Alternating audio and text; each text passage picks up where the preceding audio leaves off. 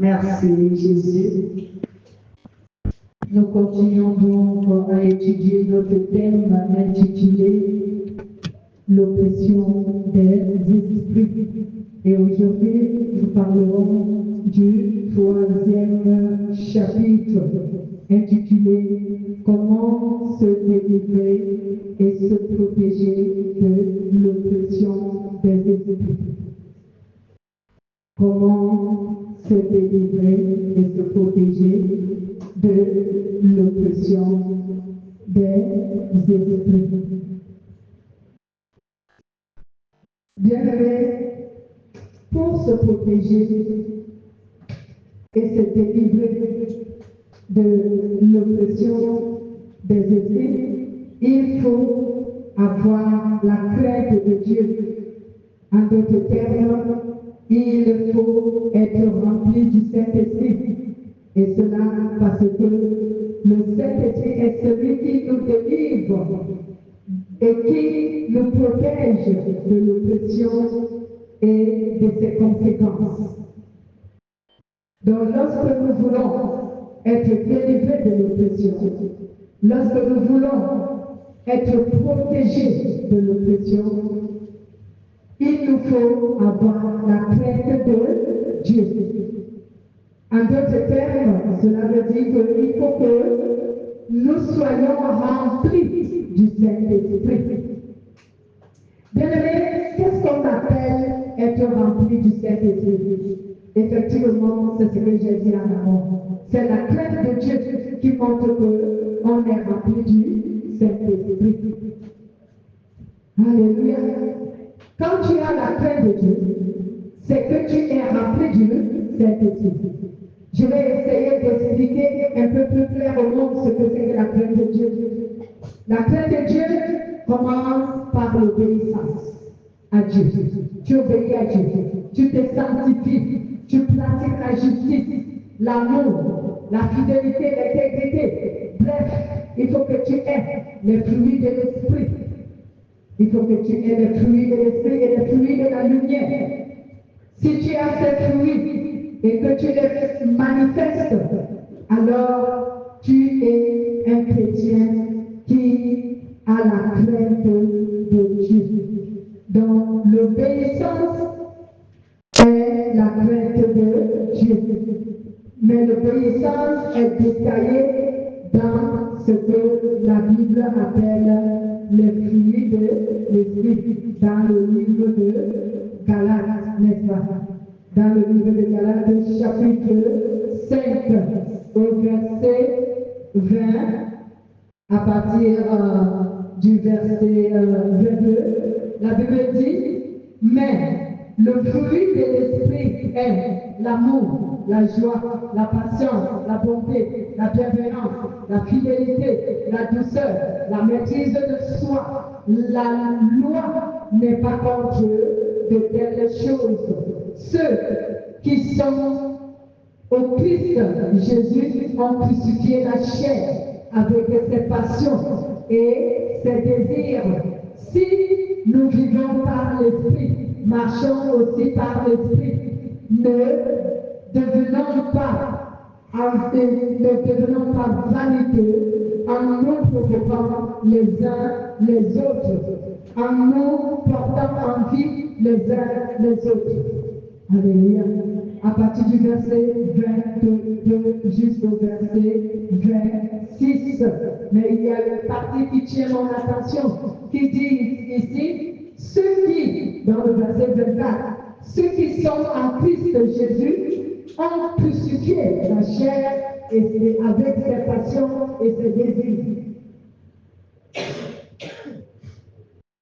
Donc ceux qui sont en Christ, cela veut dire ceux qui sont convertis, ceux qui ont Christ dans leur cœur, ceux qui ont le Saint-Esprit dans leur esprit, dans leur âme, ceux qui sont remplis de l'esprit, ce sont des personnes qui ont crucifié la chair.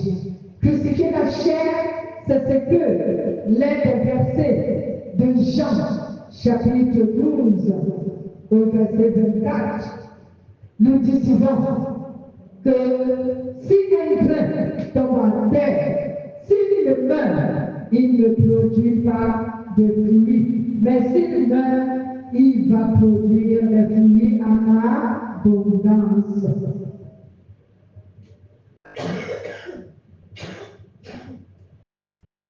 Ce verset se trouve dans les évangiles de Jean, chapitre 12, verset 24.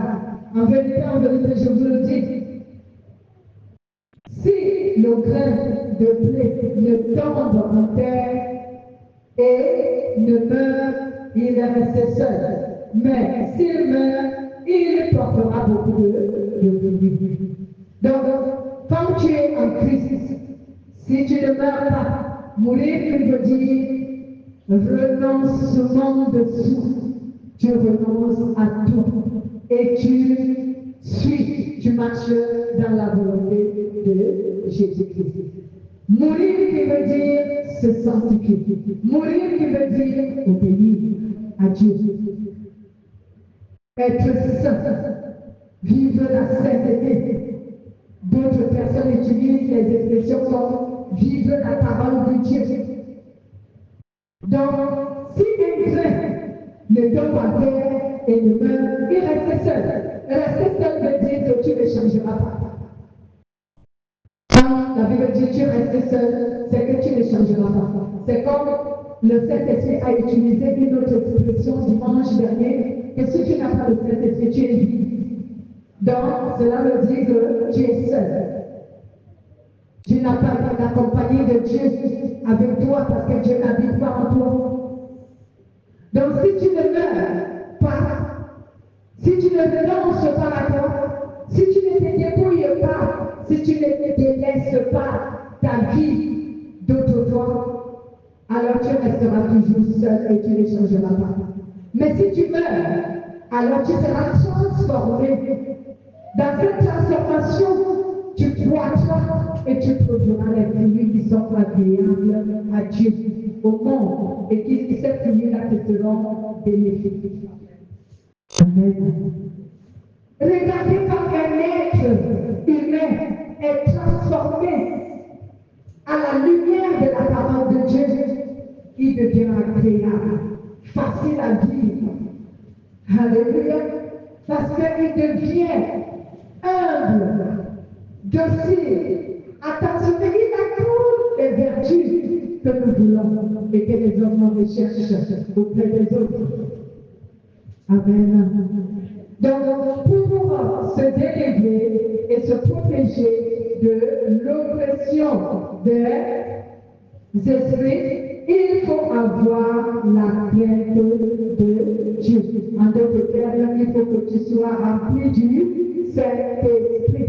Et cela parce que c'est le Saint-Esprit qui nous délivre et qui nous protège de l'oppression et de ses conséquences. Je vais un peu m'accentuer sur ce qu'on appelle être rempli du Saint-Esprit, je venais de le dire, mais je vais essayer de corriger ce à quoi les chrétiens pensent que c'est une manière ou une façon d'être rempli du Saint-Esprit. Les chrétiens fanatistes pensent toujours que être rempli du Saint-Esprit, c'est lorsque tu parles en langue. Ils pensent que être rempli du Saint-Esprit, c'est lorsque tu as l'onction. En fait, ils veulent tout ce qui brille. Tout ce qui brille, tout ce qui est attirant, tout ce qui est éclatant, tout ce qui attire l'attention. C'est ce que ces chrétiens fanatistes, ils veulent. Donc, ils se disent qu'en parlant en langue, c'est qu'ils sont remplis du Saint-Esprit. Avoir l'onction, moi je l'appelle même pas ça l'onction, c'est eux qui appellent ça l'onction. Donc, être tellement zélé dans la prière, le genre qui prie fort, vous entendez vous tous, le genre qui chante pour attirer l'attention, ils se disent que c'est l'onction. Mais on ne chante pas pour attirer l'attention, on chante pour toucher les cœurs. Toucher les cœurs de quelle manière? Toucher les cœurs à aimer Dieu et à se repentir de leurs fautes. C'est pour cela que tous ces soi-disant chantent n'appréciez pas les chansons. Beaucoup chantent juste pour animer la galerie. Mais normalement, dans le vrai Christ, Jésus, on ne chante pas pour animer la galerie, on chante pour toucher les cœurs, afin que les cœurs soient disposés, afin que les cœurs des hommes reviennent à Dieu par la repentance, par le regret du péché, par la sainteté et la sanctification, par l'amour et la justice de Dieu. Amen. C'est pour cela qu'on doit vraiment œuvrer pour Dieu. Ça devrait être notre motivation. La motivation ne doit pas être pour animer la galerie, pour plaire, pour qu'on dise que tu as bien chanté aujourd'hui, tu as bien prêché aujourd'hui, tu as bien fait ton service aujourd'hui. Non, moi je peux apprécier en tant qu'être humain que tu as bien fait ton service aujourd'hui, mais Dieu peut ne pas apprécier ni apprécier. Amen. Alors, qu'est-ce que tu veux? L'appréciation de Dieu ou celle des hommes? Celle de Dieu. Voilà. Donc, bien aimé, ne croyez donc pas comme pensent certaines personnes que être rempli du Saint-Esprit, c'est forcément parler en langue, c'est forcément être animé du zèle, de l'onction et tout. Non. Le véritable être rempli du Saint-Esprit, c'est marcher dans la volonté de Dieu. C'est vivre la parole de Dieu dans la sainteté, la justice, l'amour, l'intégrité et tout ce que Dieu approuve. Parce que toute personne qui est remplie du Saint-Esprit a la crainte de Dieu. Mais regardez ces chrétiens fanatiques qui disent être remplis du Saint-Esprit, mais ils n'ont aucune crainte de Dieu. Comment? Quel est donc l'esprit qui les a remplis? Quand tu es rempli du Saint-Esprit, tu as la crainte de Dieu. Les apôtres ont été remplis du Saint-Esprit et ils nous ont donné un témoignage de sainteté. N'est-ce pas? Ce n'était pas seulement le parler en langue qui attestait qu'ils sont remplis du Saint-Esprit. Donc, quand tu es rempli du Saint-Esprit, je vais rentrer dans les petits détails pour t'éclairer. Quand tu es rempli du Saint-Esprit, ta vision de la vie change. Et même tes analyses de ce que tu vois, de ce que tu entends, de ce que tu dis changent. Tu analyses la vie autrement. Tu commences à la simplifier. Parce que tu comprends déjà qu'elle n'a aucune importance. Que la vie sur cette terre n'a aucune importance que le salut de ton âme. Tu vas commencer par le réaliser. Et ce qui fait en sorte que tu vas maintenant mettre des limites sur certaines choses. D'autres, certaines choses doivent cesser dans ta vie. Les choses que tu sais que cela attire le péché ou que cela t'expose au péché, tu vas mettre une limite à ça, tu vas mettre un frein, tu vas arrêter avec ça. Parce que tu crains Dieu, tu ne veux pas que cela te force Dieu, tu ne veux pas que cela soit un piège qui te soumette au péché. Alors tu vas mettre des barrières sur certaines choses. Les amis que tu avais, que tu sais que dans ce groupe-là, tu pêches, alors tu quittes ces amis. Bien sûr qu'ils ne seront pas contents, mais il va falloir que tu les quittes. Pourquoi? Parce qu'ils sont une occasion de chute pour toi. Tu les quittes. Les milieux où tu sais que quand tu allais, tu te soumettais forcément au péché, tu quittes. Tu ne vas plus dans ce milieu-là. Bien aimé, tout ce que tu faisais, tout ce que tu sais que cela te soumettait au péché, tu t'éloignes. C'est ça la crainte de Dieu. Amen. Il faut que tes yeux soient sanctifiés, ton cœur soit sanctifié, tes oreilles soient sanctifiées. Tous les sens de ton corps, de ton être doivent être sanctifiés. Il y a 7 sens, n'est-ce pas?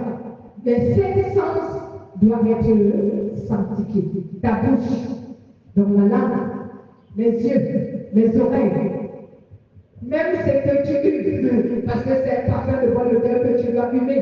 Et le parfum de bonne odeur, c'est quoi? C'est la meilleure louange qui ranime et qui ravive l'Esprit Saint. Tout cela doit être sanctifié. Alléluia. Gloire soit à Dieu, Jésus. C'est ça être rempli du Saint-Esprit. Et c'est ce que nous appelons la véritable crainte de Dieu. La crainte de Dieu est une sécurité pour notre âme. Elle est en principe une action qui motive le Saint-Esprit à nous défendre face à l'oppression afin que nous la vainquions, afin que nous triomphions d'elle.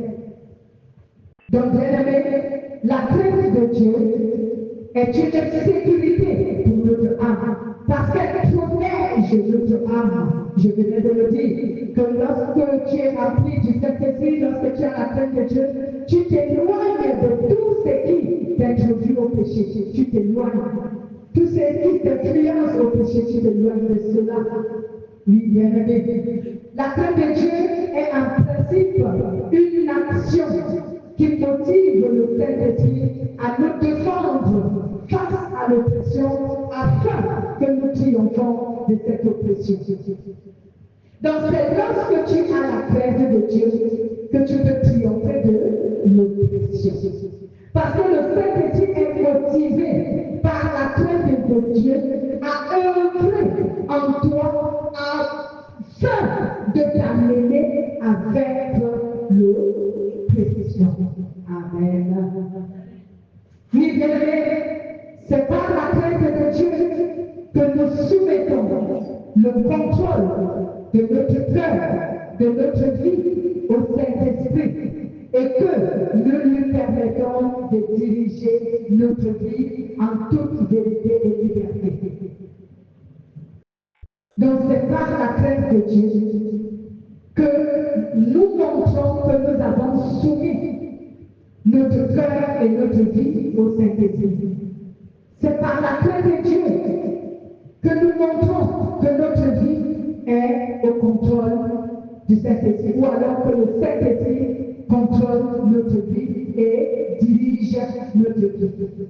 Bien aimé, lorsqu'un chrétien n'a pas la crainte de Dieu, lorsqu'un être humain n'a pas la crainte de Dieu, cela est un signe qui atteste que sa vie, le Saint-Esprit ne la dirige pas. Le Saint-Esprit ne dirige pas sa vie. C'est un signe. Mais quand tu as la crainte de Dieu, c'est également un signe qui fait connaître aux connaisseurs, à ceux qui discernent la présence de Dieu en une personne. C'est un signe qui montre que cette personne, sa vie est dirigée par l'Esprit de Dieu. Il a soumis le contrôle de sa vie au Saint-Esprit. Et il a permis au Saint-Esprit de diriger sa vie et de contrôler son cœur. Amen. Lisons un peu le livre de Psaume. Ah, il est long, 91. Psaume 91. On va essayer.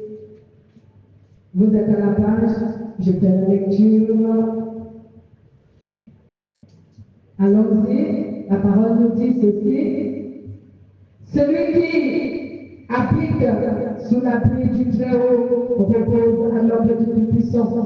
Je dis à l'Éternel mon refuge et ma forteresse, mon Dieu en qui je me confie, car c'est lui qui te délivre. Car c'est lui qui te délivre du filet de l'oiseleur, de la peste et de ses ravages. Il te couvrira de ses plumes et tu te réfugieras sous ses ailes. Tu ne craindras ni la terreur de la nuit, ni les flèches qui volent le jour, ni la peste qui marche dans l'obscurité, ni la contagion qui frappe en plein midi. Que 1000 tombent à ton côté et 10 000 à ta droite, rien ne t'atteindra. Tu regarderas seulement de tes yeux et tu verras la rétribution des méchants. Car tu es un refuge, ô Éternel, tu fais du Très-Haut ta retraite. Aucun malheur ne t'arrivera, aucun fléau n'approchera de ta tente, car il donnera pour toi des ordres à tes anges pour te porter, pour te garder dans toute leur voie. Il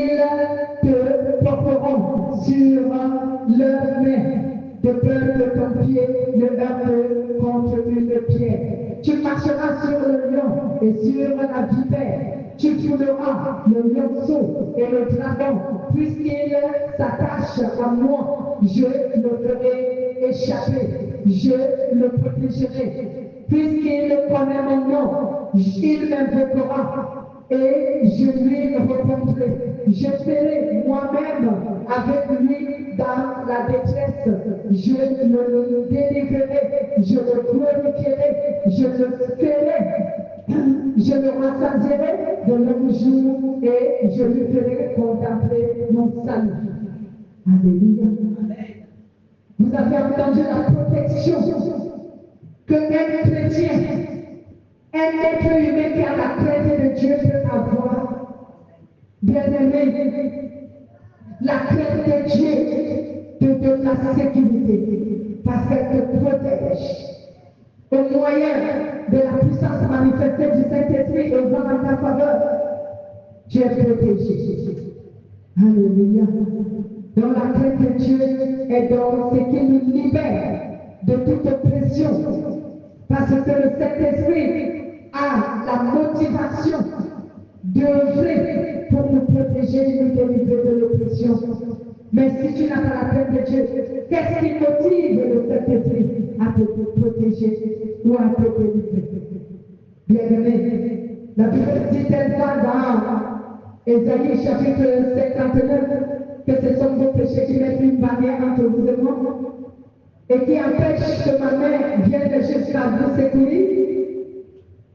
Bien-aimé, la crainte de Dieu motive le Saint-Esprit à lutter pour toi, à te défendre et à te libérer de tout cela.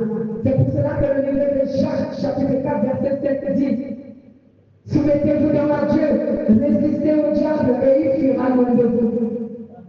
Donc si vous vous soumettez à Dieu par l'obéissance, par la crainte de Dieu, vous résistez en même temps au diable en craignant Dieu, en faisant sa volonté, en vous éloignant du péché. Et alors, le diable finira par se lasser de vous. Alléluia. Être délivré de l'oppression, bien-aimé, est le fait de triompher de cette oppression. Donc lorsqu'on dit que tu es délivré de l'oppression, cela voudrait dire que tu as triomphé de l'oppression, bien-aimé. Et pour triompher de l'oppression, qu'est-ce qu'il faut? Il faut d'abord vaincre son premier allié, qui est le péché. Bien-aimé. Le Saint-Esprit nous dit les mécanismes ce matin. Il nous donne le schéma. Il nous montre les mécanismes, le schématique qui permet à ce que nous soyons délivrés de l'oppression. Donc, être délivré de l'oppression, cela voudrait dire que tu as triomphé de l'oppression. Et pour triompher de l'oppression, qu'est-ce qu'il faut qu'on fasse? Il faut que nous puissions d'abord vaincre un allié. Il a deux alliés, mais le premier, c'est le péché. Il faut d'abord vaincre le premier, qui est un collaborateur de l'oppression. C'est un allié de Satan pour nous oppresser. C'est un allié de nos oppresseurs. Le péché est un allié. Si tu n'es pas dans le péché, il est difficile que l'ennemi réussisse son oppression contre toi. J'aimerais dire, et je l'ai dit la dernière fois, que si tu es dans l'obéissance, dans la sainteté, dans la crainte de Dieu, cela ne veut pas dire que tu ne seras plus oppressé, mais cela veut dire que l'oppression ne réussira pas contre toi. Toi, tu vas triompher de cette oppression. Maintenant, bien-aimé, lorsque tu as vaincu le premier allié de l'oppresseur ou de l'oppression qu'on appelle le péché, ensuite de cela, tu vaincras aussi son deuxième allié qui est le péché, les esprits méchants. Parce que bien-aimé, tu ne peux pas vaincre un esprit méchant lorsque tu es dans le péché. Et en plus de cela, tu ne peux pas vaincre un esprit méchant lorsque tu n'as pas l'Esprit Saint. Tu ne peux pas vaincre un esprit méchant. Donc, pour être délivré, je reviens là-dessus, pour être délivré de l'oppression, il faut que tu puisses d'abord vaincre le péché. Lorsque tu as vaincu le péché, tu vas également vaincre tout esprit méchant. Qu'il soit un esprit de démon ou qu'il soit un esprit d'homme, tu vas le vaincre. Leur oppression ne te vaincra pas, mais tu triompheras de cette oppression parce que tu as la crainte de Dieu et parce que par la crainte de Dieu, le Saint-Esprit est motivé à te défendre et à te délivrer ainsi qu'à te protéger. Alléluia. Nous allons lire Josué chapitre 1, verset 3, 9. Le livre de Josué, chapitre 1, verset 3, 9. Si vous êtes à la page, vous lisez. Josué. Moi je suis, on va dire, répéter, tout lieu où foulera la plante de votre pied, je vous le donne. Comme je l'ai dit à Moïse, vos frontières s'étendront depuis le désert et le Liban que voici, jusqu'à la jusqu'au grand fleuve, le fleuve de l'Euphrate. Tout le pays des Héthites et jusqu'à la grande mer, au soleil couché, autant pour moi. Nul ne tiendra devant toi tous les jours de ta vie. Je suis avec toi comme j'ai été avec Moïse et je ne te délaisserai pas, je ne t'abandonnerai pas. Fortifie-toi et prends courage, car c'est grâce à toi que ce peuple héritera du pays que j'ai juré à leur père de leur donner. Seulement, fortifie-toi et bon courage en observant et en mettant en pratique toute la loi que je t'ai prescrite, que t'a prescrit Moïse, moi, mon serviteur, et ne t'en détourne ni à droite ni à gauche, afin de réussir partout où tu iras. Que ce livre de la loi ne s'éloigne pas de ta bouche. Tu y méditeras tout jour et nuit pour observer et mettre en pratique tout ce qui est écrit, car c'est alors que tu mèneras à bien tes entreprises, c'est alors que tu réussiras. Ne t'ai-je pas donné cet ordre? Fortifie-toi, prends ton courage, ne t'effraie pas et ne t'épouvante pas, car l'Éternel ton Dieu est avec toi partout où tu iras. Amen. Voici la sécurité de celui qui a la crainte de Dieu face à l'oppression. Tu as cette sécurité. Parce que le Saint-Esprit se souvient de cette parole et il les met en exécution pour te protéger de l'oppression, pour te délivrer, afin que tu triomphes de l'oppression et que celle-ci n'ait pas le dessus sur toi. Amen. Nous voyons des chrétiens dont l'oppression a dominé. Il y a des chrétiens qui n'ont même pas la capacité de bouger face à l'oppression. Ils sont comme embrigadés. Ils sont comme stagnés. Ils n'arrivent pas à s'en sortir face à l'oppression. C'est ainsi qu'il demande que ce chrétien, il n'est pas dans la crainte de Dieu. Parce que si tu es dans la crainte de Dieu, l'oppression ne peut pas t'embrigader. L'oppression ne peut pas te vaincre. C'est toi qui triomphes de cette oppression. Alléluia. Je suis en train de vous donner des signes pour que demain ou après-demain, si vous êtes oppressé et que vous voyez votre propre attitude, elle déterminera ce qui est en train de se passer. Soit que vous êtes dans la crainte de Dieu et que vous êtes en train de vaincre l'oppression, soit que l'oppression vous a embrigadé et vaincu parce que vous n'avez pas la crainte de Dieu. Vous-même, vous le savez. Dieu ne nous a rien caché. Il nous a donné toute la vérité et rien que la vérité afin que nous sachions beaucoup de choses. Bien, si tu connais des choses telles que celle-ci, est-ce que tu as besoin d'aller voir un prophète ou une prophétesse ou une visionnaire pour qu'elle te raconte le mensonge sur ta vie? Si tu connais de telles choses, comme cet enseignement que nous sommes en train de recevoir, tu n'as pas besoin d'un prophète pour te raconter je ne sais quoi. Tu n'as pas besoin d'une prophétie pour te dire je ne sais quoi. Tu as toute la vérité dans ton âme que le Saint-Esprit t'a enseigné. Il t'a montré que si tu deviens faible face à l'oppression, même si la parole de Dieu t'a appris que lorsqu'on est face à l'oppression, on est vulnérable, mais la parole de Dieu t'a dit que si tu es vulnérable, c'est surtout lorsque tu n'as pas le Saint-Esprit. N'est-ce pas? C'est quand tu n'as pas le Saint-Esprit, quand tu n'as pas la crainte de Dieu, c'est là où tu deviens vulnérable à l'oppression. Mais si tu as la crainte de Dieu, l'Esprit de Dieu motivé par la crainte de Dieu pour te défendre, comment tu vas être vulnérable? Tu ne seras pas vulnérable. Amen. Parce que le Saint-Esprit va combattre pour toi. Alléluia. Il a dit que c'est sa guerre.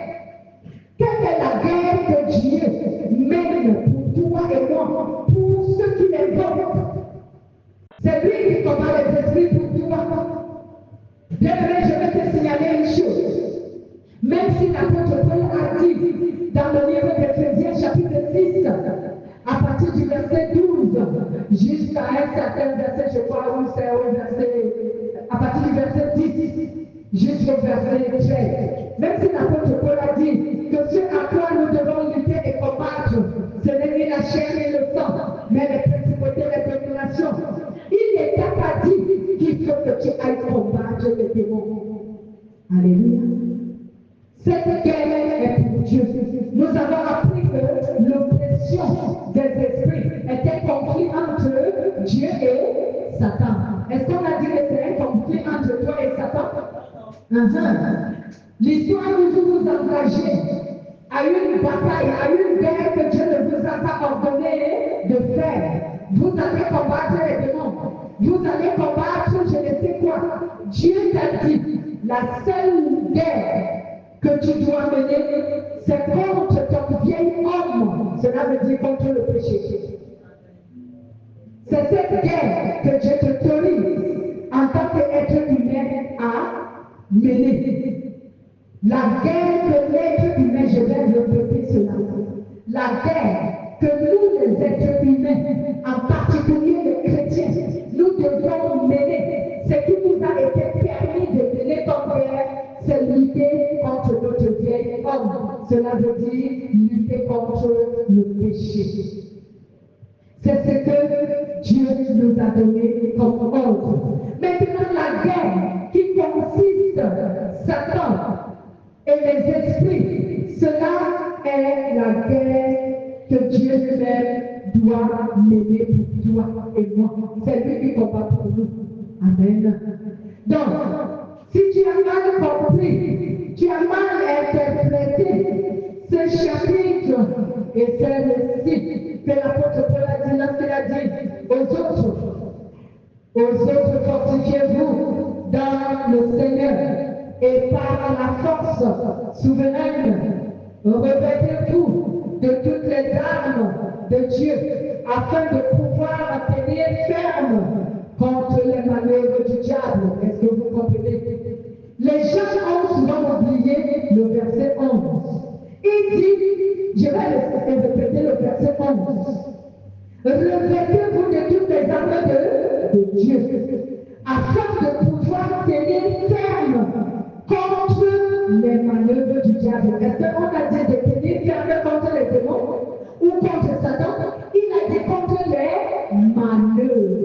Les manœuvres du diable, c'est quoi? C'est le péché. C'est ça les manœuvres du diable. Mais ce que les hérésies que les faux pasteurs vous enseignent et vous livrent à la bataille qui n'est pas la vôtre, ils prennent le verset 11. Il dit, car chair et le sang, mais contre les principautés, contre les pouvoirs, contre les dominations, contre des ténèbres d'ici-bas, contre les esprits du mal dans les lieux célestes.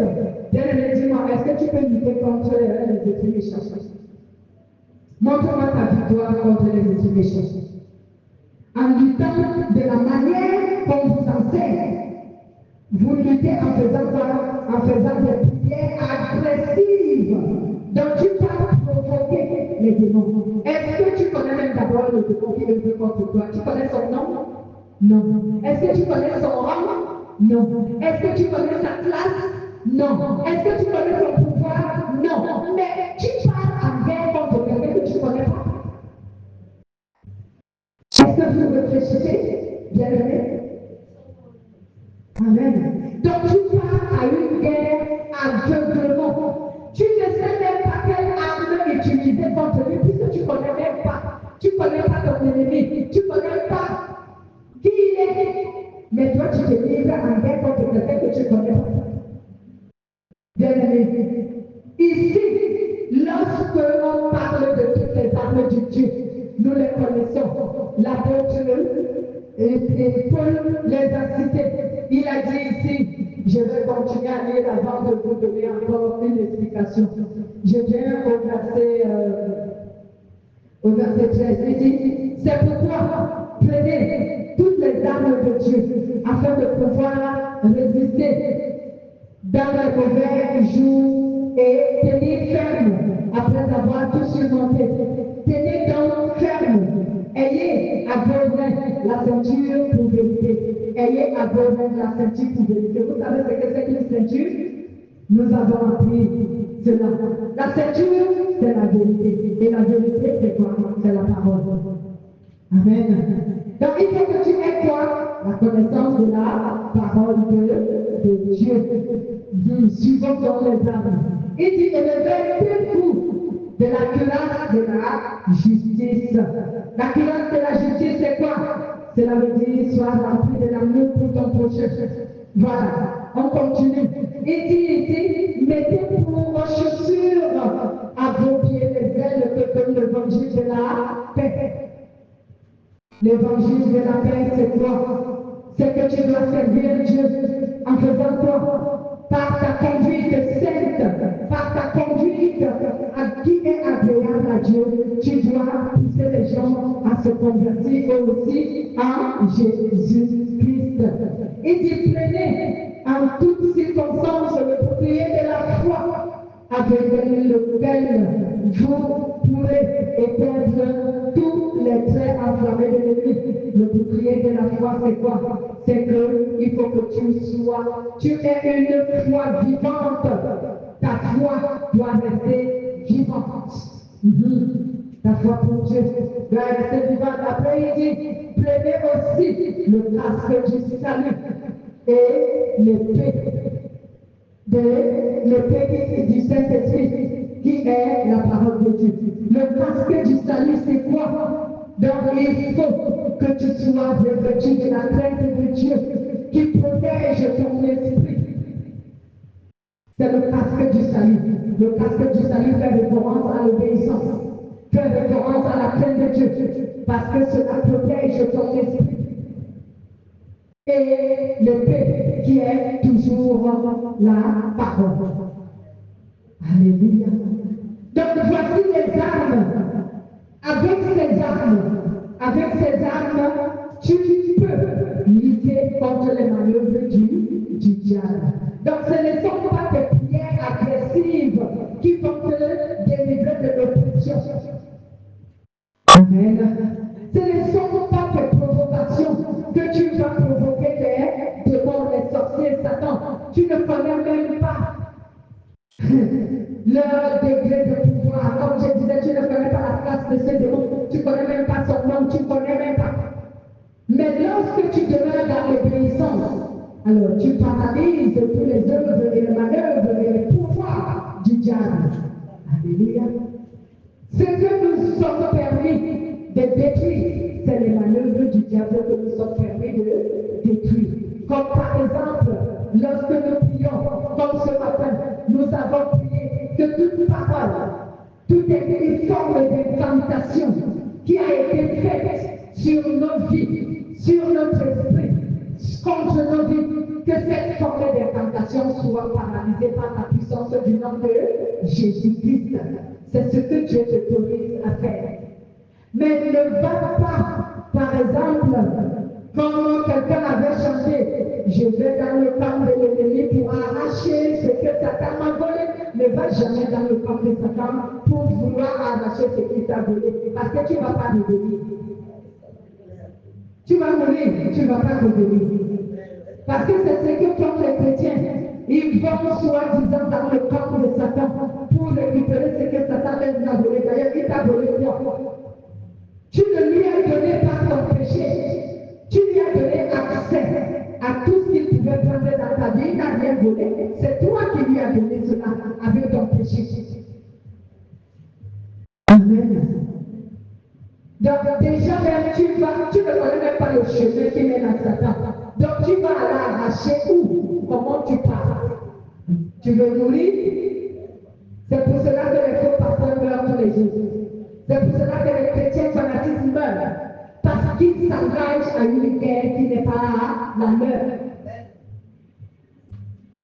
Lutte contre ton vieil homme et tu vaincras Satan. Alléluia. Parce que je vais vous dire, bien aimés, ce ne sont pas nos prières que nous faisons là, que Satan a peur, ou que le oppresseur a peur. Amen. Nos oppresseurs, bien aimés, ils n'ont pas peur des prières qui ne sont pas investies par la puissance de Dieu. Ils n'ont pas peur de ces prières. Alléluia. Ils n'ont pas peur de ça. Si vous avez vu que les prières que vous faites là, Satan a peur de ces prières, vous êtes trompés. Et remarquez seulement, quand quelqu'un fait une prière fanatique, qu'est-ce qui se passe? Dès qu'il finit de prier, dès qu'il dort, il est envahi par les oppressions. L'ennemi le visite. Pourquoi? Parce qu'il n'a pas peur de sa prière. Ce qu'il a peur, c'est de la sainteté. Il a peur de la sainteté. Pourquoi? Comme je l'ai dit autre part, ta sainteté motive le Saint-Esprit à te protéger, à te défendre, à combattre pour toi. Parce que si tu es dans la sainteté, lorsque l'oppresseur veut t'attaquer, il est face au Saint-Esprit. Et comme il a peur du Saint-Esprit, il ne peut rien contre toi. Amen. Regardez d'abord, prenons l'exemple de l'apôtre Paul.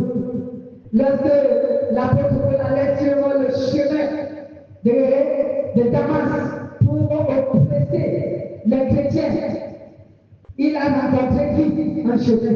Est-ce que c'est l'un des chrétiens qu'il avait attaqué en chemin? Non, qui l'a attaqué? C'est le Seigneur Jésus qui l'a attaqué. Et voici la question que Jésus lui a posée. Jésus lui a demandé, Paul, Saul, pourquoi me persécutes-tu? Mais est-ce que l'apôtre Paul a connu Jésus? Non, il ne l'avait jamais vu. Mais pourquoi Jésus lui a dit, pourquoi me persécutes-tu? Parce qu'il persécutait les disciples de Jésus. C'est pour cela que Jésus a dit à Paul, pourquoi me persécutes-tu? Parce que si tu persécutes l'un de tes plus petits enfants qui m'adorent avec dit en vérité, c'est à moi que tu as déclaré la paix.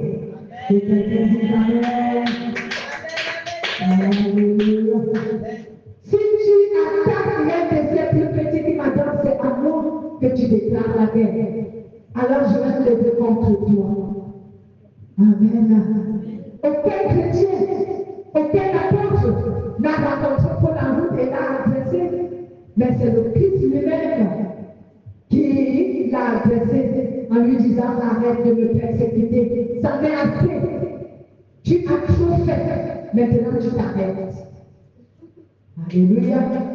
Et c'est ainsi que Dieu te délivre, le Saint-Esprit te délivre de l'oppression et de tes oppresseurs. Il leur dit maintenant tu arrêtes. Je t'ai donné autant de temps. Tu as trop persécuté mon disciple, mon enfant, mon fils, ma fille. Tu les as assez persécutés comme ça, maintenant tu t'arrêtes. Si tu ne t'arrêtes pas, eh bien, je te tue. Eh oui, eh bien oui, la Bible le dit. Amen. Et j'oublie le verset, mais je crois que c'est dans le livre d'Ésaïe, si je ne me trompe pas. Dieu dit, pour une seule âme d'une personne qui m'adore, je suis capable de servir le monde entier pour le sauver. Alléluia. Parce qu'une âme qui m'aime, elle m'appartient déjà. Je ne suis pas prête à la perdre. Donc si quelqu'un s'attaque à cette personne, à cette âme-là, et que je lui donne un temps pour qu'il se convertisse, pour qu'il se repente autant pour moi, et il refuse de se repentir, eh bien je le tue.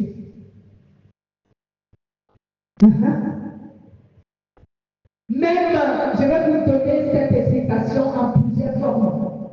Même un grand prêtre a dit une fois, lorsqu'il fallait que Jésus-Christ soit crucifié, il a dit, vaudrait mieux qu'un seul meure que tout le peuple meure. Pourquoi il le disait? Parce que c'était une parole prophétique. Amen. Et même Dieu lui-même, il dit dans sa parole que ses enfants sont la prunelle de ses yeux. On ne touche pas à la prunelle de ses yeux. Donc lorsque Dieu te donne le temps pour que tu te repens, si tu ne te repens pas, il va t'exterminer. Vous n'avez pas vu ce qu'il a fait à l'Égypte? Est-ce que ça met encore quelque chose qu'on va dire que ce n'est pas vrai? Il a exterminé les premiers-nés des enfants mâles en Égypte parce qu'il leur avait dit arrêtez et ils ne voulaient pas. L'Égypte n'a pas voulu. Alors qu'est-ce qu'il a fait? Il a terminé tous les premiers-nés mâles des Égyptiens pour sauver un seul peuple, Israël. Alléluia. Donc pour un seul qui adore Dieu, Dieu est capable d'exterminer les autres. Et même, il dit dans les évangiles, lorsque j'ai 100 brebis et que je perds une brebis, je vais aller la chercher. Donc cela veut dire, cette brebis, Dieu n'est pas prêt à la perdre. Il va aller la chercher. Il va laisser les 99 brebis, il va d'abord aller chercher sa une brebis qui s'est perdue. Donc, lorsque un être humain s'attaque à un enfant de Dieu, à un disciple de Jésus, qui a la crainte de Dieu, si Dieu te donne un temps, sache que ce temps est pour ta repentance. Si tu ne te repens pas, lorsque le Saint-Esprit va te dire, maintenant arrête-toi, si tu ne t'arrêtes pas, il va te tuer. Et oui, je sais que les gens pensent que Dieu ne tue pas les gens, mais moi je vous dis que Dieu, quand il est fâché, il tue. Il a ouvert la terre lorsque les enfants, certains enfants d'Israël se sont rebellés contre lui, contre Moïse. Et ils pensaient qu'ils se rebellaient contre Moïse. Dieu a ouvert la terre et il les a engloutis dans le feu. Est-ce que ces gens-là ne faisaient-ils pas partie du peuple d'Israël? Si, eux aussi faisaient partie du peuple d'Israël. Mais pourquoi Dieu les a retranchés du peuple en les tuant? Parce qu'ils s'étaient rebellés. Il les a dit d'arrêter et ils ne voulaient pas. Alors il les a exterminés. Bien-aimé, c'est pourquoi je t'invite à avoir la crainte de Dieu. Pour que tu sois la prunelle de l'œil de Dieu. Pour que tu puisses ta sainteté doit le motiver à te sécuriser, à te protéger, à te défendre contre tout et contre tous. Amen. Que Dieu soit glorifié. Et bien aimé, être protégé de l'oppression des esprits, c'est le fait d'avoir le pouvoir de triompher de l'oppression. Donc, voici les deux résumés à retenir. Lorsque vous êtes oppressé, pour que vous soyez délivrés de l'oppression, il faut d'abord que vous vainquiez l'adversaire, le collaborateur de cette oppression qu'on appelle le démon et le péché, ou encore le péché et le démon. Mais le premier que tu dois d'abord vaincre, c'est le péché. Si tu deviens le vainqueur du péché, tu deviendras forcément le vainqueur des démons et des adeptes de Satan. Tu seras le vainqueur de tous ces sorciers. Ils vont pratiquer la sorcellerie contre toi, mais elle sera sans effet au nom de Jésus-Christ. Amen. Et pour être délivré, pour être protégé de l'oppression, sache que tu as le pouvoir qui t'a été donné, c'est le Saint-Esprit, par le Saint-Esprit, avec le Saint-Esprit, tu es protégé de l'oppression. Alléluia. Parce que figure-toi, comme je l'ai dit, l'oppression ne fera rien contre toi. Elle pourra manifester, mais le Saint-Esprit qui est motivé par ta sainteté viendra toujours te délivrer. Le Tchakra nous dit, le malheur appelle souvent le juste, mais l'Éternel la délivre toujours. C'est à ce verset que nous terminons le culte de ce matin. Remercions l'Éternel de nous. Que Dieu soit loué, bien-aimé, soyez bénis.